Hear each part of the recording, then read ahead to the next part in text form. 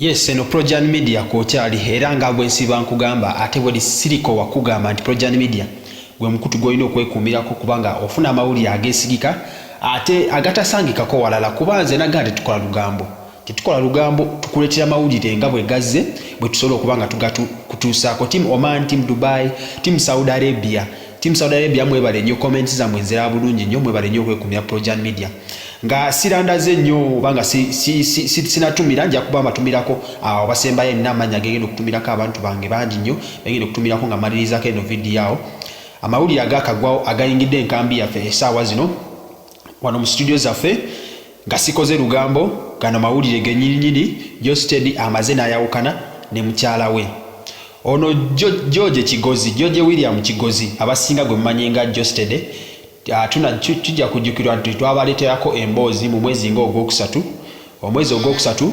twabaleetera emboozi ne tubagamba nti bano abantu baali baawukanye Prima Josted ne mukyala we Prima ono gwe yayanjulako n'okwanjula beeyanjula ate nga babadde balina abaana babiri if I'm sure babiri balina omu naye nga balinga babiri abaana ngera yamuyanjula muwala mweru nnyo yadde abasinga bagamba kaakazigo kuba waliwo ebifaananyi bitwakuleeterako emabegakaawo nga yalina kakala akakwafu ng'akange abammanyi muyinza okuba mutegeera kakala kenjogerako kakala nga kakwafu tekaba kabi kaba kalungi gwakalina olina okwesiima kati twagenda okwekanga ng'ate Prima tuddamu okumulabako Prima nga muzungu obuzungu gye yabujja sijja kulima nti nange manyi n'okeera ku makya n'obuuza Josted naye ayinza okugamba nti ze Prima neekanga akyuse nagenda okeera ku makya nga ndaba muzungu si ye Prima gwe manyi wabula eyo si ensonga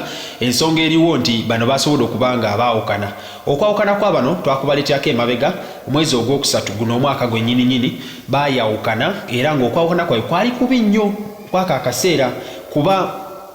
bano abaagalana baali beetimbatimba ku social media buli kadde ku Instagram, Facebook, Twitter n'awalala wonna mumanyi social media mabako social media ate nga kwe bali balinako accounts baali beepostinga essaawa bina wabula bwe baayawukaniramu ogwo omwezi buli omu yasobola okuba nga awanulayo ebifaananyi abaali bakikozeeko muwanike emikono waggulu nkimanyi waliyo ba victim wano nga nabo baali bayawukanyeeko n'abaagalala baabwe ne basobola okuba nga ebifaananyi babiwanulayo in the first place kyeyinza obuuza kwaki oba obiteekayo ng'okimanyi nti baakuzaala naye si muganda wo ng'okimanyi ssaawa yonna wamusanga busanzi nga mukulu kwaki oba oteekayo ebifaananyi bye ate oluvannyuma nga mwawukanye oddemu obiwanule so abakikolako muwanike emikono atakikolangako kigezeeko kiwoomu nnyo kantu kalungi nnyo ako n'oteekayo ebifaananyi ne bu caption ne tugamba eyo kapo yensinga we mwawukanira ne tulaba ate ng'ebifaananyi bivuddeyo byonna so basobola okuba nga beewanulayo ku mikutu gyabwe gyonna ne baawukana awo wakati awo ne baddiŋŋana nga omanyi ebyabaagala tosaayo kikyo so baddiŋŋana ate nga mukwano guli waggulu nnyo wabula kyaddaaki emabegakaawo ennaku nga 3 emabega Prima yavaayo n'asobola okuba nga apostinga kaposti ke yasobola okupostinga nga alaajaana Josted waŋŋamba oyagala space n'engikuwa n'oŋŋamba nti oyagala kubeera mweka n'emikuwa n'enkuviira n'ensenguka n'eŋŋenda ewaffe gye mbadde nkuliza abaana bange ekyo nga kituwa message nti bano babadde n'entalo zaabwe ez'omunda ono agenza okupostinga nga zimususseeko nga kitegeeza sayidi ekkiriza ng'eruuzize baba mukubye kamu 0 n'apostinga awo n'ayongerako n'agamba mazima nze nakkola ki kulaajana awo ng'oyogera mu ddoboozi lya Prima abamumanyi Prima nakkola ki nga yagezaako okubuuza ngezezaako kukola buli kimu ngezezaako okulabirira ngezezaako tubeere ffenna wabula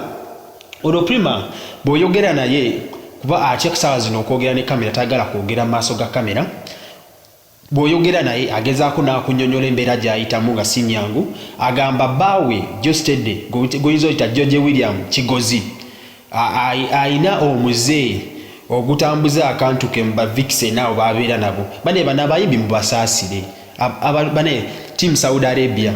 Team Oman, Team Qatar bano abayimbi mubasaasire abeera ne vixen be babawala abazina mu video z'abayimbi abeera ne vixen ng'ayokya okusinga omukyalo w'ewaka ba Vixen mubamanyi ng'omwana alina omubiri nga naye tasobola kukola kyebeera kwe kumenya amateeka ga Katonda kwe kukemebwa. So yesterday eno reptile yo izo giyita reptile oba omugogo gwa Musa abadde taguwumuza nga buli Vixen abeera mu video ye ogwo omugogo gwa Musa naye agutambuzaako. Omugogo gwa Musa gwa yesterday tuye tubaye twogera ku gwa Gurunedi naye omugogo gwa Musa ogwa yesterday kirabika Prima atuse ekiseera n'alaba nga tegukyali munsa nga buli omu agukozesezzaako. Buli Vixen abadde mu video ye Prima bw'agamba mu bigambo bye agamba ndooza buli Vixen omugogo gwa Musa ogwa yesterday simanyi bamutegeera kyenjogerako.